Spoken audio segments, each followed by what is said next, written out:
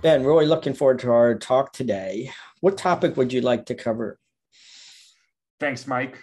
Today, I thought we'd talk about how board actions are proposed and approved. And specifically, I wanted to talk about the difference between a motion and a resolution. We had a video previously talking about board voting and the difference between a simple majority and absolute majority and other types of voting thresholds. So today I thought we'd take a step back, look at another angle, the proposal of a board action and how that gets documented. Good. And I think what comes to my mind first, Ben, I'm curious if you agree, is I think the key tripping point is most people use those terms interchangeably and they don't really understand how they could use them and maybe even rule the why they would use one over the other.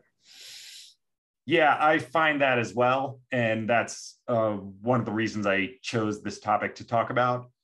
Just in the questions that I get from clients and the way that I see organizations using these terms, motion and resolution at board meetings, it's clear to me that there's not clear understanding across, all different types of organization, what these terms mean. And more importantly, I think when an organization is not clear about how actions of the board get proposed, approved, and documented, that's usually a sign that the board is not as well organized as they could be and maybe doesn't have the best record keeping habits. So I think these things all go together. And an interesting thing, I find that I can get a very good feel for an organization's culture just in how they go about this process of proposing board actions through a motion or whatever else they call it, and going through that approval process. I can tell if they're very well organized. I can tell if they're very loose and informal. So these habits and the terms that organizations use, I find tell you a lot. So can I make a quick observation? And I think this will really help you. I don't think it's as much well organized. It's back to the misunderstanding because I've seen two things where I've actually heard someone say, I want to make a motion, and it ends up in the minutes as a resolution. And I've seen in minutes where they, in the same paragraph describing a motion resolution, the words are used interchangeably. Sometimes they show up at the same time. Right, I think right. there's a bit of an education process that would help that. But I don't think any of it's intentional. It's just they're using the terms interchangeably. Yeah. So with that, could you actually, I would like some clarity in my mind more. I have a general understanding of the difference between the two terms and where you would, I don't want to say rank them, but where one's maybe more appropriate over another. Yeah. Yeah, I can definitely try to answer that. These are terms, again, with board governance matters, there's usually not a universal definition that everybody understands exactly the same way, but there is a general professional consensus that I'll try to convey here. So a motion, generally speaking, is simply the proposal of a board action. So whether you use the word motion or not, any action that leads to a board vote is going to start with a motion. Some organizations are very formal about it. A board member might say, I would like to make a motion to do X, and then they proceed. Other organizations are informal. So you might have a board member say, I really think we should do X. Can we get a vote on that? No matter what they call it, that is describing a motion, putting forth a proposal of a board action. Then, the way a proposal or a motion will then proceed, typically, but not necessarily, somebody on the board will then second the motion, and then they call for a vote, and they have their vote, as we discussed in another video. But that's the general process, and it applies to pretty much any board action that rises to the level of needing a vote. Everything starts with a motion or a proposal or whatever you want to call it. Now, a resolution, on the other hand, is a special type of formal board action. It's written down, you use it when the organization wants this more carefully worded, more formal language. And a resolution is appropriate when the details and the wording are very important, or when it's going to be something that's highly visible. So all board actions start with a motion, but not all board actions are resolutions, if that makes sense. Yeah, I think that then leads me to what I would call a follow-up question. Sure. Which is, I think, of course, it's the more universal the starting point is emotion is, instead of defining the universe of emotions, where would you say that resolutions are one most effective or maybe most appropriate? Yeah. And this is largely a matter of style and preference. But the basic concept, as I said, any board action where the precise wording is very important, and maybe you need a standalone document that encapsulates the board action that you want to have in something that's separate from the full meeting minutes. Those are situations where I would be thinking about having a resolution. So a couple of examples. One standard resolution, especially for a new organization, is to grant banking authority to one of the officers, the president, the treasurer, both of them. And this includes, for example, opening the bank account, serving as signatory. You would typically do that through a resolution because the wording and the details are important. What is exactly the authority that's being granted? And second, because you want to bring that document to the bank. The bank's going to require some documentation to show the authority. And you don't necessarily want to bring your full minute book to the bank. Much easier to have this in a standalone document. So that's one common everyday example of a resolution. Okay. Another one with a similar concept, if an organization is engaged in a sale of real estate, you would want to have a resolution granting the authority to an officer to execute all the documents at closing, that's going to be needed.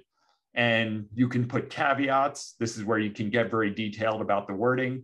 You might grant authority to negotiate within a certain range, take reasonable steps that are necessary.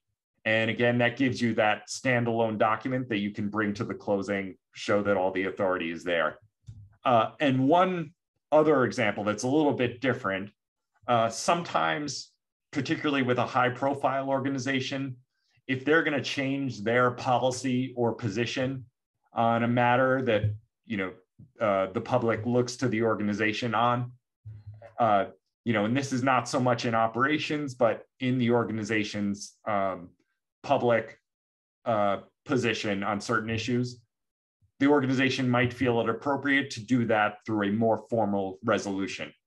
And one of the reasons for this is the resolution document gives you some room to expand on the reasoning why the board got there. Yeah. So you can use what we call preambles or whereas clauses, where you set all this up.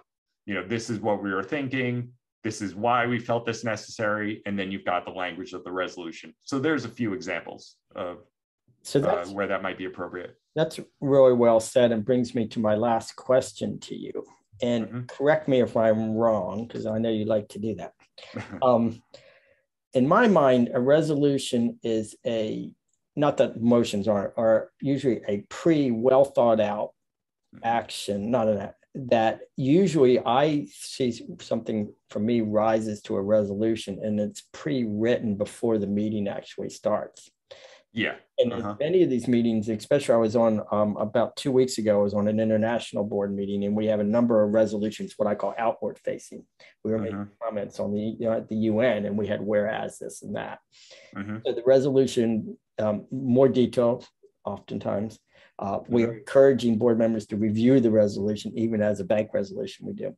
Yeah. And we're discussing more edits and concepts behind it. And then we actually then say to adopt the resolution with the couple edits or something.